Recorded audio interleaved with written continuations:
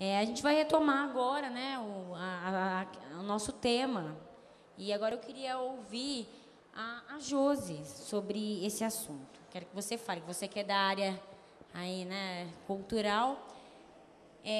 A questão que a gente tem agora é que se o nosso contexto urbano nos oferece dificuldades para os cristãos terem acesso a opções de lazer, cultura e esporte, e se a gente enfrentar essa dificuldade, né, nesses meios chamados seculares, quais são os desafios que a gente tem? Para a gente decidir como que a gente faz, a gente vai criar estratégias e como que as igrejas têm que reagir perante isso.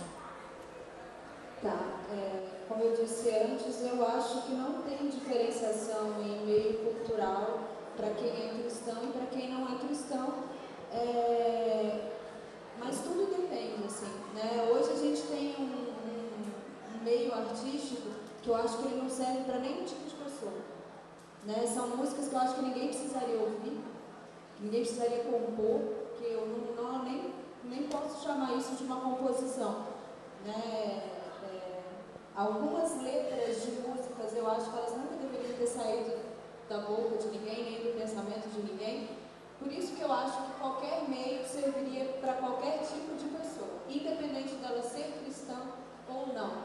Porque eu acho que essa diversidade de público é que atrai a forma de pensar das pessoas, né? Para você toda arte é divina, não tem diferença entre... Não, acho que não tem diferença. Né? Porque como eu não considero a outra parte arte, então eu acho que é isso que você falou, assim, a arte ela vem do homem, o homem vem de Deus, então eu acho que ela vem de Deus. Né? A arte ela já foi muito utilizada no princípio dela, tanto a arte teatral quanto a arte musical, para atrair pessoas para o mundo cristão, o mundo religioso. Né? O teatro ele influenciou bastante as pessoas no princípio da história humana, para que, como a língua era diversa, né, as pessoas não conseguiam se comunicar, a partir da arte, elas conseguiam atrair esse público, né, para que esse tema fosse divulgado e popularizado. Os jesuítas evangelizavam com a arte, né? Exatamente. Tanto os jesuítas, quanto os gregos, quanto os egípcios, todo mundo foi através da arte que as pessoas aprendiam as coisas. Né? Hoje a gente tem o papel, a gente tem a escrita, a gente tem as escolas, mas antigamente era a partir da arte que as pessoas aprendiam tudo que elas conheciam. Né? Só as pessoas mais abastadas conseguiam estudar realmente, assim. Mas eu acho, eu como artista, eu não diversifico meu público. Eu não falo, eu estou fazendo isso daqui para cristão, eu estou fazendo isso daqui para quem não é cristão. Eu faço para as pessoas, porque eu faço para a pessoa pensar.